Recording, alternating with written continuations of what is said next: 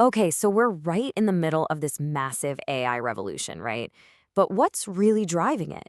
Well, at its core, it's all about a totally new way for machines to understand information. And today, we're going to look at a huge moment in the history of databases, a moment that happened specifically because of this new AI era. To really get this, you gotta understand the problem. Think about it. For decades, databases were basically super organized librarians. They worked with perfectly labeled index cards, right? But modern AI, it doesn't really care about neat little labels. It thinks in terms of concepts, context, what things mean. And for that, the old card catalog system, it was never gonna work. So, what exactly was this new challenge the AI threw at us? I mean, it was a complete break from the past, a huge departure from the world of neat rows and columns that databases were designed to handle for, decades. Okay, and this slide really nails the core conflict. For generations, databases were all about exact matches. You search for a specific name, a specific product ID, and you get that exact thing back. Simple. But AI speaks a totally different language. It's a language of context, of meaning, of similarity. Two completely different worlds. And that's where this term vector embeddings comes into play. Honestly, this is the key. This is how AI models actually understand the world around us.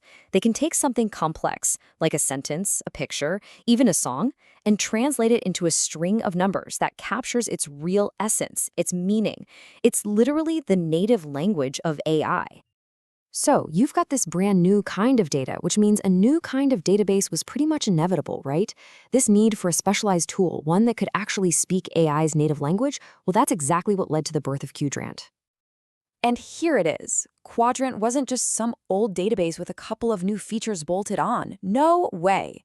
It was designed from the ground up, from scratch, with one single purpose in mind: to be amazing at managing these vector embeddings that are the lifeblood of modern AI. So its main job is something called similarity search. And this isn't about finding the exact keyword you typed. It's more like asking the database, hey, find me things that are like this, things that are the most similar in meaning. It's about finding the closest contextual match in this giant ocean of complex data. And the timing for Qdrant's arrival? Wow. It was just perfect. It showed up at this really pivotal moment in the history of databases. The AI boom was exploding, and suddenly there was this massive, urgent need for a tool that could handle these vector embeddings at scale. And there it was. Okay, so what makes Qdrant different? I mean, a few other tools popped up during this whole vector renaissance. What sets it apart? Well, a huge part of the answer is in its core design philosophy and, the tech it's actually built on. And a massive piece of that puzzle is the programming language it's built with, Rust. Now, in the software world, Rust is kind of a superstar. It's known for being incredibly fast and super reliable. And when you're building these big, important systems that need to be both quick and dependable, that's exactly what you want. This chart really spells out where Qdrant fits in. While some other great tools are kind of like a Swiss Army knife, they try to be a big platform with tons of features, Qdrant is more like a high-performance scalpel. It focuses on doing one thing and doing it exceptionally well, super fast, super efficient similarity search. And that lightweight approach, it means it can be cheaper to run and way easier to use in all sorts of different places. And for the developers who are actually building the next generation of AI apps, Qdrant's API-first design is a huge win. All that really means is that it's designed to be super easy to plug into other software, so developers can focus on making their app awesome instead of getting stuck in the weeds managing a complicated database. So look, this stuff isn't just theory. It's not stuck in some research lab. This technology is already out there, powering smarter, more intuitive apps that you might actually be using every single day. Let's talk about the real-world impact.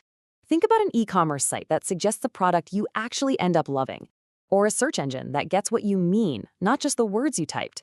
That's this kind of engine working behind the scenes.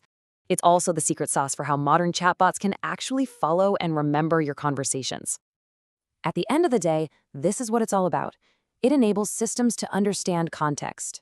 It's the magic that lets a machine know that if you're searching for red shoes, crimson sneakers is a fantastic result, even though the words don't match exactly. And this all leaves us with a really fascinating thought. Qdrant is a brilliant solution for the AI challenges we have today, but it also highlights this theme that we see again and again in the history of data and technology. As our tech evolves, the tools we use to handle its data have to evolve right along with it.